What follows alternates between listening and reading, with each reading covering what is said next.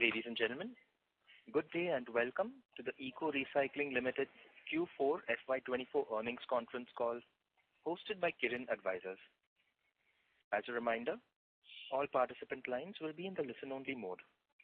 There will be an opportunity for you to ask questions after the presentation concludes.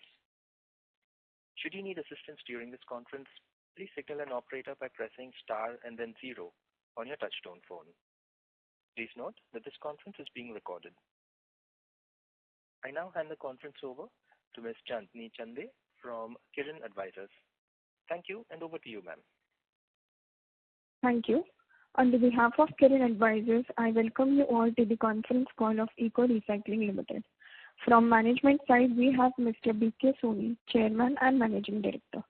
Now I hand over the call to Mr. B.K. Soni. Over to you, sir. Thank you so much, Chandni. Good afternoon, ladies and gentlemen. I am delighted to extend a warm welcome to everyone joined us today for this conference call to talk about the fourth quarter and annual results for the quarter and year ended 31st March 2024. I am joined by Manisha Jina, our company secretary, and Sanket Munde, our accountant. Ecorico is India's premier e-waste management company, which started the journey of e-waste recycling almost 20 years before, with a very clear focus to follow globally accepted practices, which meets the standards set by the MNCs and global brands in the electrical and electronic manufacturing segment. Ecorico has always believed in innovative practices and setting up the industry benchmark, which meets environmental and ecological obligation of all the stakeholders Ecorico.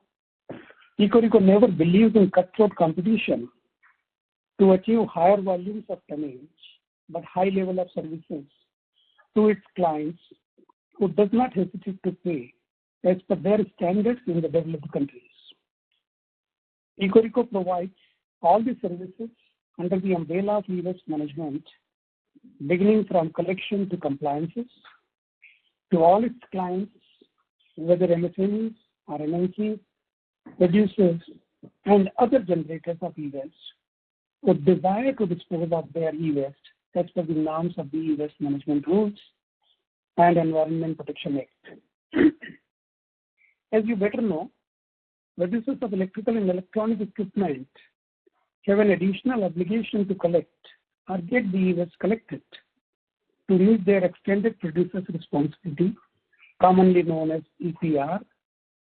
Although EPR was first introduced in 2016 rules, but Ecorico started its participation when CPCB launched an EPR portal to transfer credits to producers through this digitized and documented mechanism.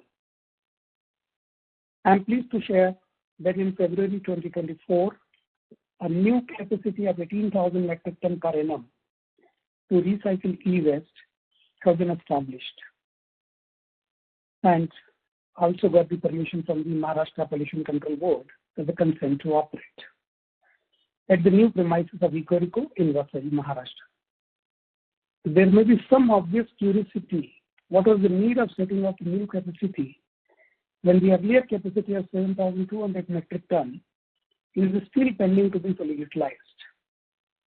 I would like to clarify and inform that India generates 5 million metric ton of e-waste presently, and looking at the obligation of the producers as well as of the large corporate consumers of electronic devices, the demand will surge with the time, and therefore having a facility with higher capacity in place well in advance, and that too out of the internal non-interest bearing funds, is the best approach to avail opportunity as and when crops up because of the stricter implementation of the rules and circular economic policy of the central government. It takes almost 1 year to build a green shoe facility, and if Ecorico awaits orders from clients versus approaching them with the higher available capacity gives a leverage above the competition. It may not be out of place to mention that Ecorico is confidently widening its wings to reach with the global MNCs to service them for their e-waste generated in their India offices. Looking at the credentials of our company, I am proud to share that Ecorico became the first member of TERA, the world's premier network of e-stewards and R2 certified e-scrap and IT service providers. This milestone is a recognition of our commitment to pioneering sustainable e-waste management practices in India. I am pleased to further share that Ecorico has geared up its action awareness drive among the individual consumers, shops, restaurants, schools, and other establishments. In this direction, on Global Recycling Day, Ecorico and Book My Junk deployed 5 teams equipped with tailor-made vehicles for collection of e-waste from the above consumers and collected an impressive 10,940 kilograms of e-waste from almost 1,000 sub-generators, including MSMEs, shops, restaurants, and others, who prefer responsible disposal practices of such hazardous waste. Now let's talk about the financial highlights of Q4 FY24, and I hope all of you had an opportunity to go through the numbers. In Q4 FY24, your company's standalone revenue surged impressively by 78.33% year-on-year basis to 8.56 crore, and EBITDA reached to 4.29 crore, reflecting a remarkable year-on-year growth both in absolute numbers and in percentage terms. Moving to FY24, standalone revenue continued its upward trajectory and grown by an impressive 52.26% year-on-year to 32.63 crores. EBITDA for the year reached to 21.10 crore, resulting in a 2,911 basis points increase. Profit after tax for financial year 24 stood at 16.20 crores, demonstrating notable year-on-year growth of 162.56%. There are several factors which have contributed to the growth. The increasing awareness of extended producer responsibility obligations amongst other companies who were at the fence so far, but envisaging stricter provision of environmental compensation, are gradually joining the bandwagon. You will kindly appreciate that our fully compliant facility support to major global brands in meeting their EPR obligations commands a premium for our services. The increasing success of EPR rules is a confirmation of acceptance of government policies and approach. This further justifies our gradual investment in infrastructure and technologies to be ready to avail rising demand and growth in revenue from e-waste recycling and EPR fees. I am proud to share once again with all, but more particularly who may not know, that Ecorico's efforts were lauded by the Prime Minister Shri Modi ji in his 97th Mann Ki Baat on 29th January 2023. Similarly, on 2nd October 2023, Dr. Jitendra Singh, Minister Central Government, had flagged off India's very first and so far the only recycling on wheels smarter facility in Delhi, introduced by Ecorico.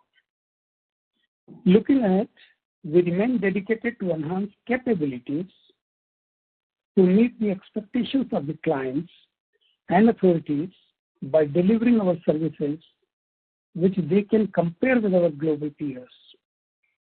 We are keenly exploring opportunities in emerging markets, in emerging e-waste market abroad, evaluating strategic partnerships and business with multinational corporations and brands who are committed to follow global best practices to safeguard their brand image and local compliances.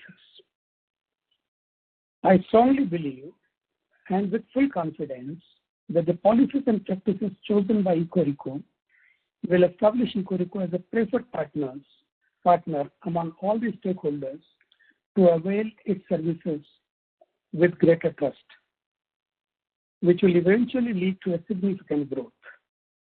As you better know, the journey of e-waste recycling is very long, and generation of e-waste will only increase in proportion to the consumption of electrical and electronic devices, digitization, automation, and central and state governments' policies. With the above note, I express my gratitude to all our stakeholders for their kind support and trust in Ecorico and its innovative initiatives. I now open the floor for questions with a request to kindly raise one question per participant. In case you have more questions, we may take up offline at a mutually convenient date and time. Thank you so much for your kind attention and patience. Chandni, it's for you to go ahead. Thank you very much, sir. We will now begin the question and answer session. Anyone who wishes to ask a question may press star and 1 on their touchtone telephone. If you wish to withdraw yourself from the question queue, you may press star and 2. Participants are requested to please use handsets while asking a question. Once again, ladies and gentlemen, as this conference is scheduled to be for 1 hour, we request you to please restrict your questions to 1 question per person. We will now wait for a moment while the question queue assembles.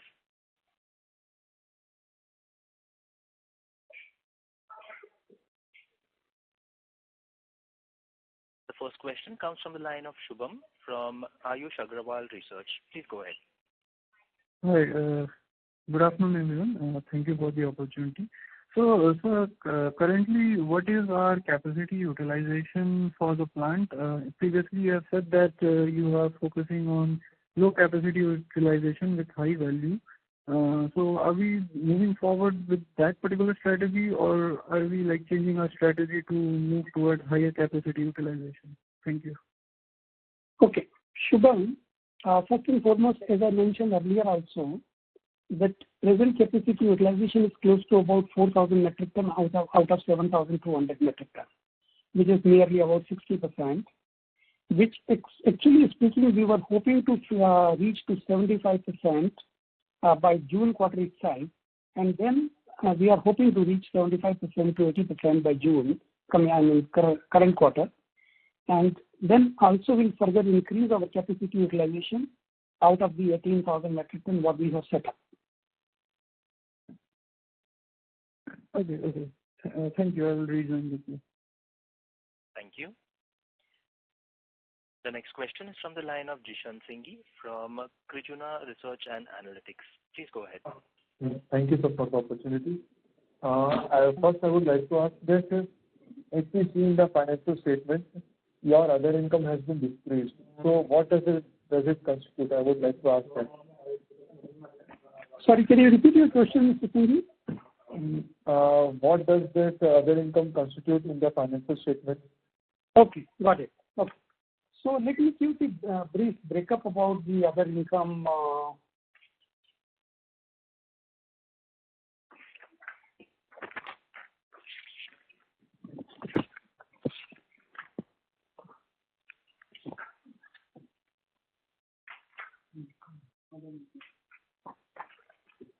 Okay, so this is consisting of 3 elements. One is obviously the income from investments to the tune of about 2.15 crores. And second is fair value of the investments what we have made is about 2.45 crores. Put together they consist of 4.6 crores. And there are small gains from dividend and income from interest and all. So 4.6 crores is consisting of that. Okay, thank you. And next, I would like to ask that for your lithium-ion batteries, which process do you use in your this plant for the lithium-ion battery recycling? Okay, so it's a dry process what we use and up to black mass only. The facility has been set up to only make the black mass, and further for that technology we have tied up with CMAT, Hyderabad, for the chemical process to be adopted at later on. Once the capacity utilization is of significant level, that time we will utilize the chemical processes. But at this point of time, we are just going for the black mass. Okay, so that means if once you are away with that chemical facility, then what will be your average realization? It's difficult to say because the price of cobalt and other metals keep fluctuating a lot, including the prices of the batteries also, Okay. So price prediction is very difficult, but yes, we safeguard our margin all the time. Okay. So going further, what will be your revenue mix in terms of this e-waste and recycling of lithium-ion batteries between them? Yeah, okay, I'm taking up this third question from yours, but otherwise kindly restrict it to one to others also, please. Okay. So you said the revenue from e-waste recycling, right? Yes. In the between e-waste recycling and this lithium-ion battery plant, it's going further. But I'm sorry, I won't be able to discuss the projections with you at this point of time. Okay. Yeah, thank you. Thank you. The next question is from the line of Viraj Mahadevia from MoneyGrow India. Please go ahead. Hi, Mr. Soni. Encouraging performance over the last year. However, I'm surprised that the revenue in Q4 has not seen a meaningful uptick, given that EPR is online, given that most of the electronics players are looking to comply and recycle their waste. How come some of that hasn't shown up in the revenue base? And also, have you had any EPR revenues in Q4? Okay, so let me tell you, the EPR portal, which really started only in the month of 19th of March. Sorry, it was shut down from 19th March to 20th of April 24. So hardly 15 days revenue was booked in the EPR portal by all the recyclers, which did not meet all the obligations, whatever were given to us by the producers, and those have been made after the restart of the EPR portal. On 22nd April to 27th April, we make out that obligation. So you will see the difference in the kind of EPR fees in the current quarter of the year. Understood. And why didn't we see a ramp up in tonnage in Q4, to my same question, of core operations of recycling?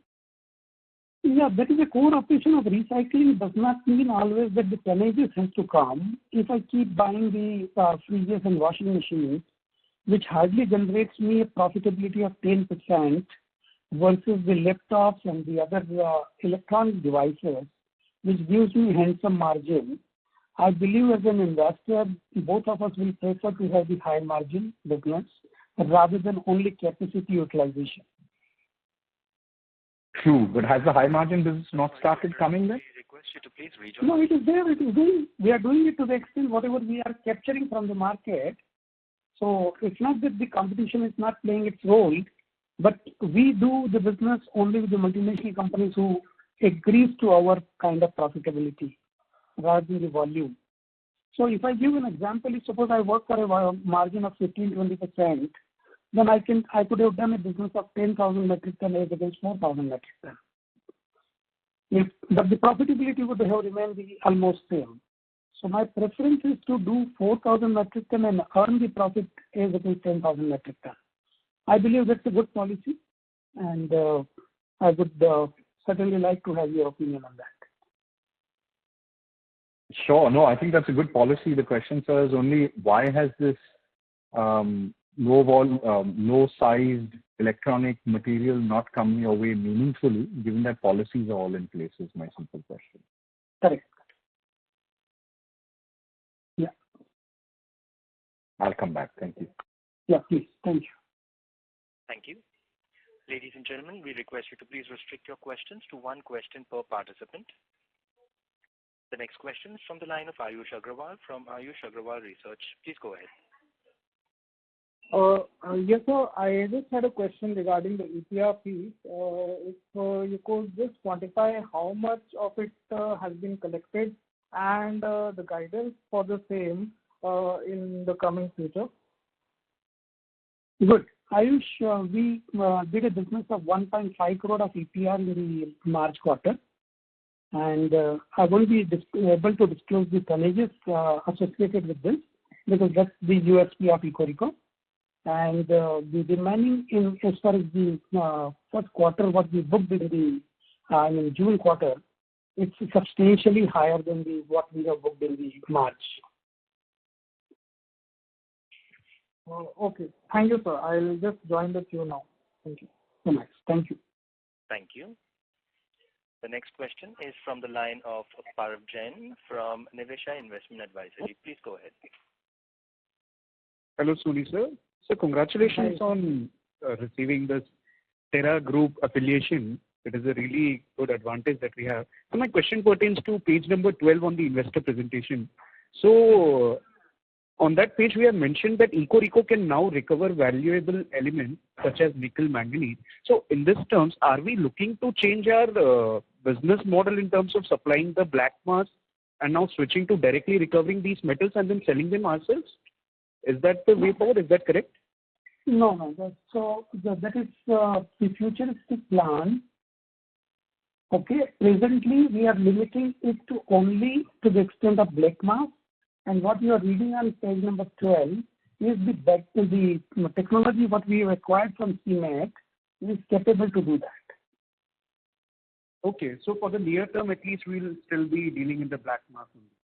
Correct. So the reason being that the supply and the demand both have to match with the economics. Right. So just a small question on this side. What would our mix be for this quarter? Data destruction, refurbishment, and recycling. So in the previous quarter, we did business of data destruction of around 1/6.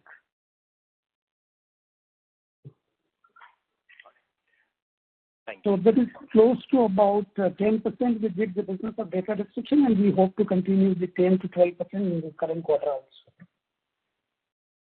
Okay, sir. Thank you so much. Thank you. Thank you. The next question is from the line of Anmol Grover from Master Trust. Please go ahead. Hello, good afternoon, gentlemen. Am I audible? Yes, Mr. Anmol, go ahead. So I just wanted to understand your performance code. I mean, first of all, congrats on a phenomenal year. I mean, congrats on your capacity as well.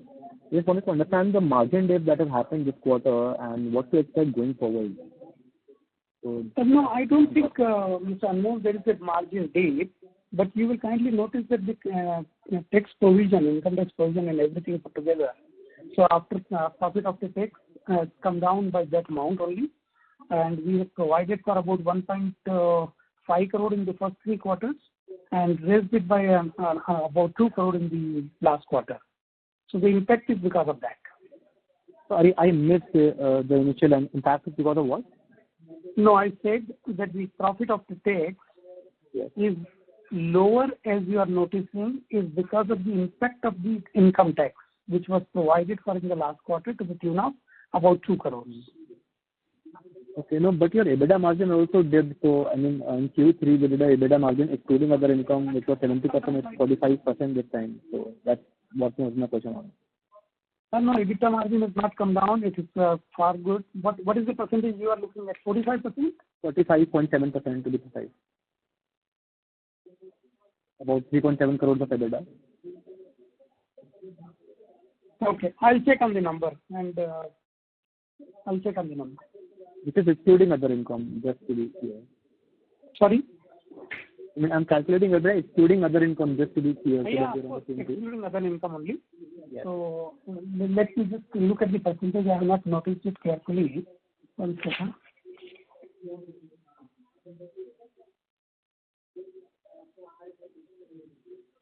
So EBITDA is up by 2,911 BPS.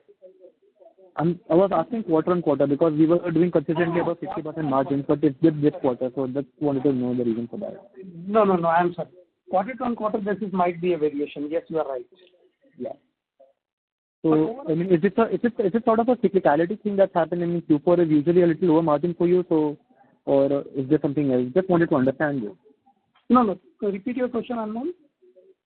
I just wanted to understand. So, like I said, your EBITDA margin has dipped to 45, which was above 60% consistency over the past few quarters since you started ramping up your capacity, right? Mm-hmm. So I just wanted to understand, is this a quarterly cyclicality that we are looking at for Q4 might be a lower margin quarter for you generally, or is it just a one-off blip because of some other reason? And maybe because of the fire that happened in January, and just wanted to understand the reason. No, I don't think there is except probably some kind of inventory change might be there, a sale of the items may be there. There may be difference between the two items. That is the reason why. But anyway, I will look into it. But overall, it is maintained a good level of. Yes, I mean, overall for the full year, you have done very well. I just wanted to know if you could give some guidance for next year, and that's all. Thank you. Thank you so much, Mr. Gok. Thank you. All right. Thank you. Thank you. The next question is from the line of Namish Gupta from Namish Gupta and Company. Please go ahead. Hello. Yes. Sir, is my voice audible to you? Yes, please go ahead. Okay. So you just informed that you have booked a EPR of 1.25 crores in March. 1.5 crore, correct? Correct. So, I mean, has your sales decreased in March quarter from December 23 quarter? No, it's not like that. See, the EPR fees is what we upload on the portal of the CTC, That is what the fees, what we can charge to the customer. We have done the business and the production and sales, everything was there up to 31st March 24. But since the portal stopped working, and therefore we could not pass on the credit to our customer between 19th March to 20th April 24. And therefore the credit, the EPR fees did not get generated in this last quarter. So, I just want to clarify, sir. Have we, in this revenue of 8.05 crore, have we booked EPR credit revenue of 1.5 crore in this, or it does not? No, it is there. It is there in that. If it is there, then I am asking, sir. Last quarter, our sales was around 7.47 crores. So, if I reduce by EPR rate, March 24 quarter sales, then our sales has reduced. So, that is why I am asking the reason of the decrease. No, you are absolutely right. And as you rightly mentioned in between, on 15th January, there was a fire. So almost for 1 month, the operation, we could not do the sales. So that was one of the reasons. You are right, absolutely right. Okay, fine. Thank you. Thank you, sir. Thank you so much. Thank you. The next question is from the line of Ashish Soni from the family office. Please go ahead. So the last few quarters you have guided that your capital utilization will go up in next 2 years to 100%. So how optimistic are we to achieve that, because there is some blip this quarter, right? No, I don't know where are you getting these numbers of the dip and all. But anyway, coming to March 25 and March 26, as I promised, we are very hopeful that 50% capacity utilization by March 25 and almost 100% capacity utilization by March 26 will be achieved. But what I'm understanding from the communication of other investors, also including you, that capacity utilization in terms of tonnage is more important to, it looks like, versus the policy at Ecorico is high value recovery from lower capacity utilization and keep the capacity unutilized for utilizing it for high value items all the time. If I block my capacity with the low value item and generate a margin of 10-15%, and I fail to avail of the opportunities of the high value material coming in, then I believe my profitability will be lower, my dear sir. So we have to decide on one particular policy together about capacity utilization or profitability. Okay. Other thing is this TERA certification, that membership you got, right? So how much headway does it give against competition in terms of attracting new brands or new customers? Great. This is one of the finest things. So, TERA is a global body which has about 110 recognized recycling facilities, mainly in USA and other developed countries. The Ecorico is the only company in India, are from India. It's the only part of that 111 now.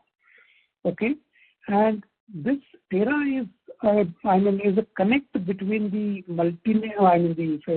recycling facilities in USA and UK as to Ecorico. So whatever the clients are there in the USA and UK who are working and having their offices in India, those directly comes through those members to us.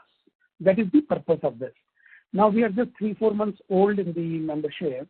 We are developing relations with the about 100 members plus and trying to get the business from them, which will eventually be apparent to you probably in another 2-3 months' time. Basically, you are saying your marketing expense goes away indirectly with this membership. You are getting direct customer entry. Is that my reading correct? Not only that, but you get connected to, because you are recognized by a body which only recognizes those which are compliant. Okay. Thanks. All the best. Thank you. So nice. Thank you. Thank you. Ladies and gentlemen, in order that the management is able to address questions from all participants in the queue, please restrict your questions to one per person. You may rejoin the queue if you have follow-up questions. The next question is from the line of Anirvan Sarkar from Max Life Insurance. Please go ahead. Hi, sir. Thank you for the opportunity and congrats on a good quarter. So my questions are an extension. Yes, sir. So my questions are an extension of the questions that have been already asked. And I'll just take a minute to just try and see, there seems to be a gap in our understanding or that of the investor community in what you are trying to communicate and how we are seeing things in terms of forming a view about our future potential of revenues and profits. So the reason we have been asking about tonnage and capacity utilization is because if we refer the earlier con calls, and we have been told that, with increased capacity coming in and, the utilization also coming in, we should expect realizations of 130-140 rupees per kilo. And let's say for 25,000 ton capacity and 50% utilization, we should expect something like maybe 125. And we do the math, it comes to around maybe 175, 180 crore of revenues in the future year with a 50% capacity utilization. Now, however, we are hearing that even with low capacity utilization, we are earning revenues from some other high margin businesses, and it's a little difficult to forecast revenues or, model in the future profits and revenues based on this. So the question remains that, how do we model our future revenues, independently from capacity utilization? And of course, the question also remains that, the 18,000 tons capacity addition that we have spoken about earlier, what is the timeline for that? Is it the same is it getting done by June this year or is it getting delayed a bit further? And yes, where should we expect utilization to come in at for the full year? Super. Thank you so much, Mr. Sarkar, for framing the question so nicely. And it would be a pleasure to answer you this. Okay, so let me put it differently. The capacity utilization per metric ton, what should be my margin? If I just ignore for a moment to clarify your question only, instead of tonnages, if I say how much profit I should make per ton, and in my calculation, as I mentioned earlier, it's 140 versus 100 rupees purchase and 140 rupees kind of revenue generation, right? So we are making a EBITDA of 40 rupees. And if you look at the kind of profitability now, it's 16 crore kind of EBITDA is there. Okay, 16 crore gross profit is there. So, it's about nearly 4,000 metric ton equal to that. And if I reach to a profitability of 40 crore, I will have probably, impliedly, it is a 10,000 metric ton of the tonnages have been handled, which may be lesser because of the high margin and high value what we prefer to do. It may be higher tonnage of 20,000 metric ton if I restrict my margin to 20 rupees a kg. Okay. then my capacity utilization will be 80% with 20,000 metric ton. Now, but if I can earn the same profit of 40 crore out of 10,000 metric ton and capacity utilization remains 40%, then I believe, and in my opinion, the policy is good enough at our end. I do understand from your point of concern that how do we project the future profitability, on what basis. So I will suggest the yardstick of rupees 30 to 40 per kg we should apply to the profitability for while working out on the tonnages. Right. And should we assume that for FY25, now since we are again modeling it on tonnage only, so FY25... when I'm saying, I'm sorry to interrupt you, when I'm saying 12,000 metric ton of capacity utilization by March 25, there may be possibility that entire 12,000 metric ton material also comes in of high value. Okay, in that case, my margin will be much higher than what I'm saying, giving the number. But assuming 40 rupees a kg, it should be profit should be 48 crore, 50 crore kind of. Right. Right. So let's be hopeful of achieving all these things. Sure, sir. And about the timeline of the 18,000 ton yes, capacity? Correct. So 18,000 capacity has already been set up, Mr. Sarkar, and utilization, as I mentioned, 50% should be through by March 25 and close to 100% by March 26. Oh, thank you, sir. I will come back in. Yes. Pleasure. Thank you. The next question is from the line of Advait Joshi from Rising Star Investments. Please go ahead. So regarding our collection centers, are we planning to do our collection centers pan-India so that we can get some retail inputs like mobile phones, laptops, and which are higher margin? No, Mr. Joshi, collection center does not help you in collecting high quantity. It is direct courier and direct transport from the consumer or from the customer is better than storing it in the different locations where the chances of pilferage or leakage is much higher.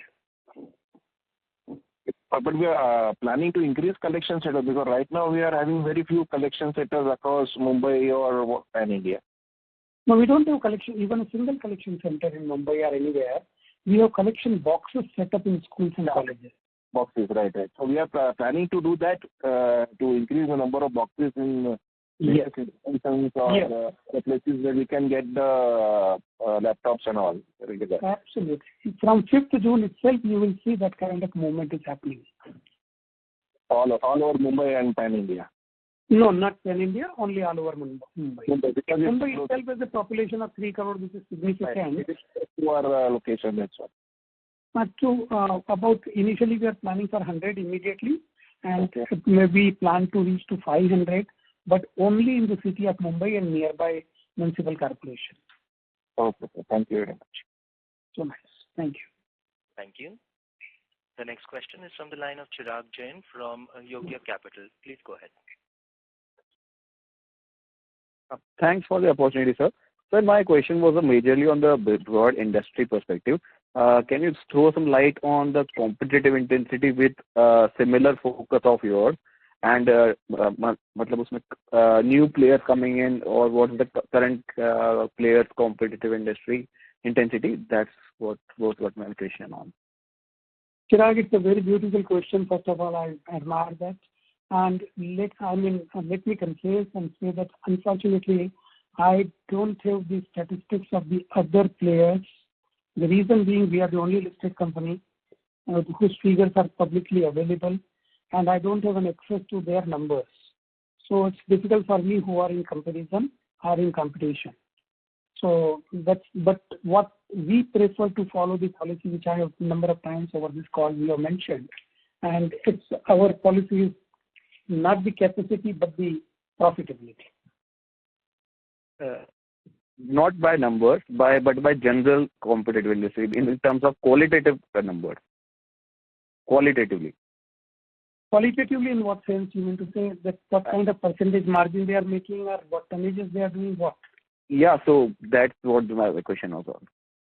So, there are a number of companies which we know through Google and all of this public domain that there are companies who are doing a business of 100 crore and 200 crore and, their profitability is close to about 10 crore to 15 crore to 20 crore.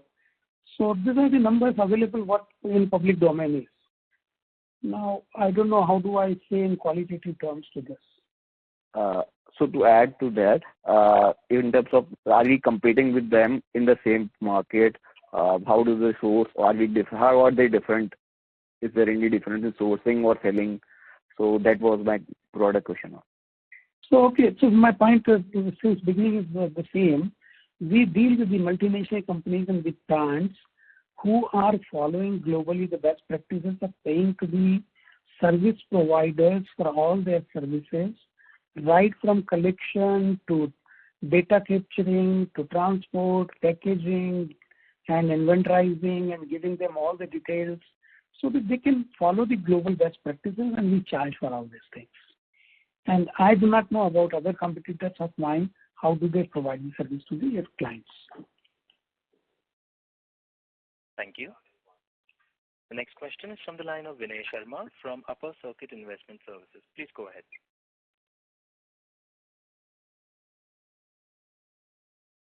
Vinay Sharma, the line for you has been unmuted. You may proceed with your question.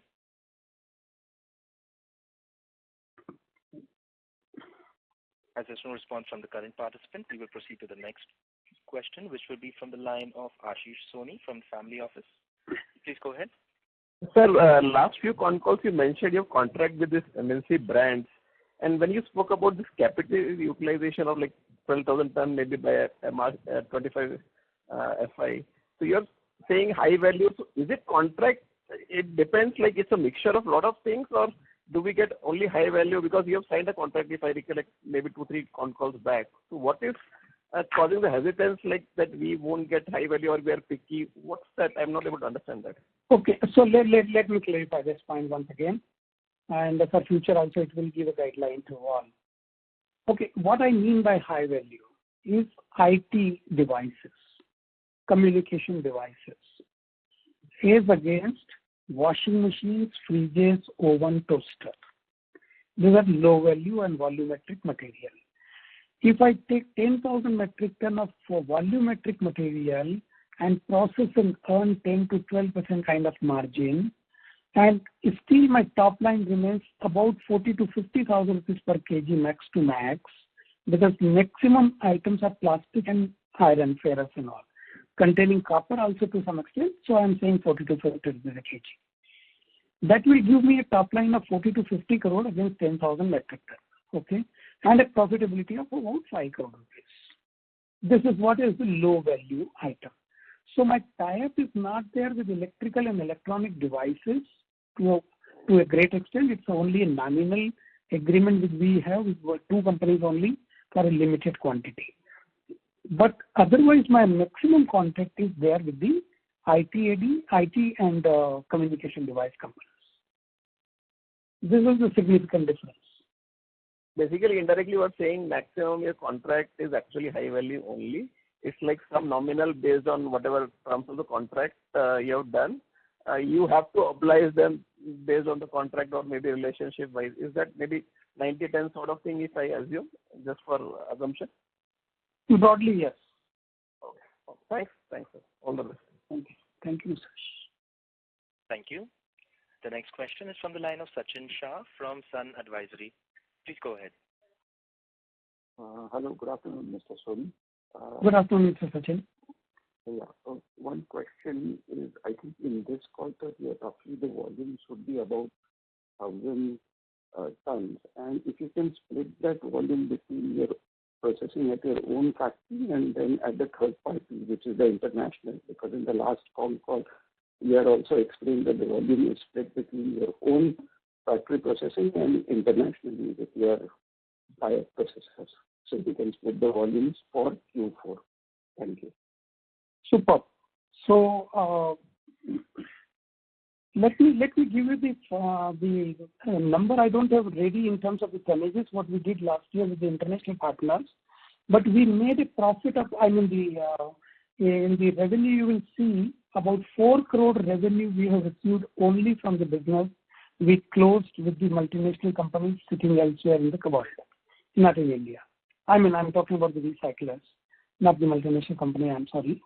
So this recyclers, whatever the business we downloaded to them of our clients, we made a net profit of, net revenue out of that is of 4 crores. And that in case of, if you apply the same principle of minus 40,000 metric ton, it's close to about 1,000 metric ton. That is what we did the business.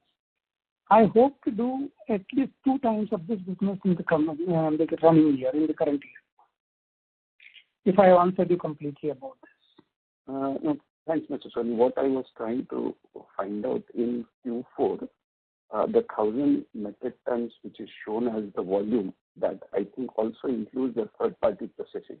So I wanted to understand what is the whole processing. Right? Proportionately, it may be about 200 to 250 metric ton in that quarter against 1,000 metric ton in the whole year. Okay, got it. So effectively, it's 750 of own capacity being utilized out of Correct. Okay, thank you very much. Pleasure. Thank you. Ladies and gentlemen, you may press star and 1 if you wish to ask a question. The next question is from the line of Yatin Kapoor, an individual investor. Please go ahead. Yeah, thank you, sir. So my question yes, sorry to interrupt, Yatin, but you are not audible at the moment. Can you hear me now? This is better. Please go ahead. Okay. So my question is regarding specifically in Q4 each year, we can see that we see a negative income, other income specifically, whether it's 24, 23 or 22, and similar trend can be seen in cost of material. So any reason for that other income is negative each year, Q4, and cost of material Q4 each year? Let me just have a look at the number. I don't think there is a negative in this quarter also. Last year it was March 24. Yes, you are right. Other income is negative by 39 lakhs, as against 213 lakhs in the previous. 18 lakhs. Yeah, you are right. Yeah. So that may be because of the fair value. It's only impact of the fair value during this March quarter probably, but otherwise there is a substantial gain from the investment to the tune of 1.82 crore in this year and 2.57 crore in the last year. Thank you, sir. And anything specific for the cost of material, because we haven't increased any further costs for each year. So this year it's roughly 2.1 crore. Last year it was 1.7. In the previous quarters, what? So 2.18 crore is the cost of material consumed for this quarter, yes. And then you said for the March quarter, December quarter you are comparing this, or March 23, 1.7 crore? Yeah. Yeah. So I'm saying that every Q4 we can see a higher cost comparing to the previous quarters. So this quarter you can see 2.1, whereas last quarter was just 90 lakhs. So why is such a big spike in cost of material? I don't think, Mr. Yatin, it has a direct relation with any quarter one. Quarter-wise any relationship, but it may be coincidence that in the fourth quarter only this kind of things have been noticed by you. But there is no quarter-wise as such. Might be a quality type of material what we have received, and maybe of much lower the price or much higher the price in different quarters. So depending on that, maybe. Okay. Thank you. That's it. And as you better know, I must clarify further, as you better know about, that in scrap, you never know the quality and the quantity when it comes to have the kind of recoverable material out of that. It is only out of the experience you judge the value and you get the material. So there may be some variation quarter to quarter, yes. Okay. Thank you, sir. Pleasure. Thank you. The next question is from the line of Shweta from Equilon. Please go ahead. Hello. Yeah, am I audible? Yeah, please go ahead. Yeah. So I have a question regarding the, collection of the high value equipment that we are looking at, like laptops and all. Are we having some marketing or advertising plan for the local people besides the boxes that you said, is there some buzz that we are going to create? Is that in planning? Because how do people engage and know about it besides the Instagram page that you have? Okay, so Shweta, we did a lot of such exercise in the city of Mumbai and neighboring municipal corporation area. The response of the social media was completely zero. Hardly 1 or 2 inquiries through the social media we received. Therefore, we decided to set up the collection boxes in the schools and colleges, where generally speaking, the family members do visit. I mean, the children who go to schools and colleges do come to there regularly. And once they will see these boxes, then there is a direct awareness and direct action will be there. And there you can go and deposit, because the schools and colleges generally are in the vicinity of your residences, So that is what we felt that is a better way to reach the general public and to help them out in disposing their e-waste in an environment-friendly manner. But you will see some kind of movement with effect from 5th June itself, when we are launching it at a larger scale. So I have a suggestion. Recently, I visited SBI branch, and there I saw like a box. So if we have tie-ups with like banks or something like where local people can be reaching more frequently, because banks are some places you go pretty often. Things like that. Like we can think of innovative things like that is one of my suggestions. Superb. Thank you so much, Shweta. We will keep it in mind, but our experience speaks that if the boxes are there in the educational institution or spiritual places, there are always chances, because the family members do visit regularly, and there are no chances of any leakage or taking away anything out of the box. Otherwise you will never find the box also around. So these are the chances we don't want to take, and therefore we have chosen schools and colleges. Great, sir. Thank you so much. Pleasure, Shweta. Thank you so much. Thank you. The next question is from the line of Manthan Javeri, an individual investor. Please go ahead. Yes, am I audible? Yes, please. Okay, so my question is regarding why the depreciation cost is negative in this quarter? Which cost? Depreciation. Depreciation. Okay. Yes. So that is because of? Okay, no. Let me just clarify this. So there is a lease asset, am I right? On the lease asset, the provision what we provide as per the Indian accounting standards, the rate what we used to apply for of 13% has been reduced to 8% because the lease liability was increasing substantially, which was not in proportion to the value appreciation of the property. So therefore, the depreciation is negative this time. So year-end adjustment. Yeah. And coming back to the question of this margins, so our margins is quite volatile on quarter. We were doing 60% margin from Q1, and then we hit EBITDA margin of 70% in Q3, and suddenly the margins have dipped to 45%. So first of all, any reason behind this particular point, and what could be the sustainable margin band that we can work with going forward? Okay, so EBITDA margin. Okay, so I'll take your second part first. We always focus on at least 40% on kind of margin. That is first thing. Okay. Second, in case of scrap collection, when it happens at the generation, it happens at the end of the corporate or the producer. You never know the permutation combination of a scrap material. It's not a homogeneous material. I'm not a laptop manufacturer. I'm a laptop collector at the end of the life. I'm not a CPU producer, but CPU collector at the end of the life. So whatever gets generated at the end of the big corporates or producers, that is what we collect. So that permutation combination keeps changing. If you will further analyze, on month-to-month basis, you will find a variation. On week-to-week basis also, you will find variation, because there is no standardization of the scrap material. So I believe you should compare on year-to-year basis rather than on quarter-to-quarter basis. So that will be a good yardstick probably you can get, because then you are getting all seasons are along with that, all the quarters and all the months together. Okay. So basically, what we're trying to say is that we can work with the margins of like 40-45% in a minimum margin of 40-45%, and then it can vary depending upon focus. 40% is our minimum focus all the time.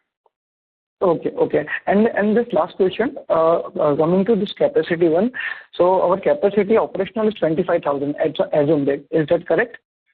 Operational capacity. Yeah, operational capacity setup is of 25,200 metric tons. Yeah.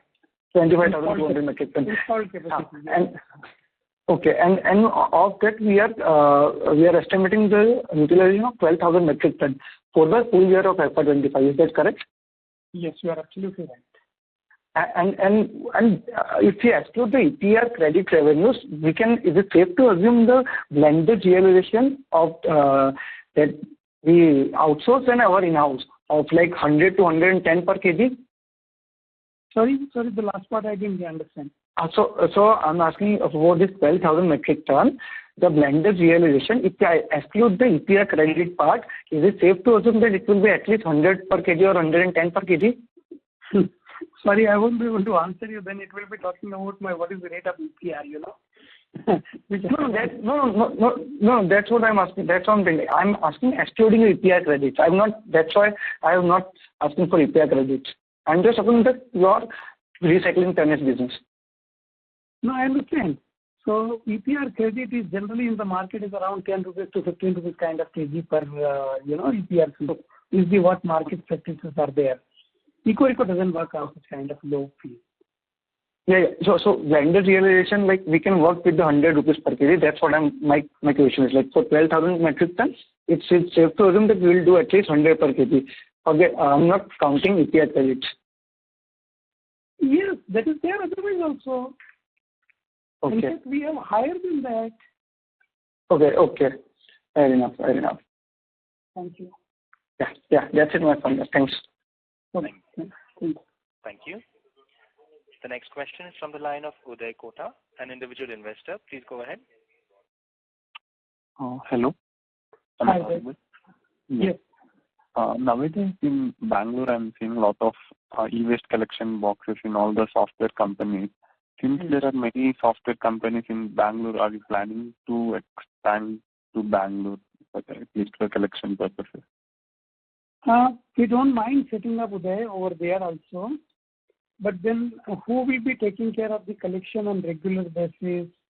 Who will be investing in these boxes? How the boxes will be preserved and in terms of that protected. So these are all question marks which are really needs to be answered before I can say yes to you. Thank you. Ladies and gentlemen, we will take that as our last question for today. I would now like to hand the conference over to Ms. Chandni Chande for closing comments. Over to you, ma'am. Ending the conference call of Eco Recycling Limited. If you have any queries, you can write to us at research@kirinadvisors.com. Once again, thank you for joining the conference. Thank you so much, all of you. Thank you. On behalf of Kirin Advisors, that concludes this conference. Thank you all for joining us. You may now disconnect your lines.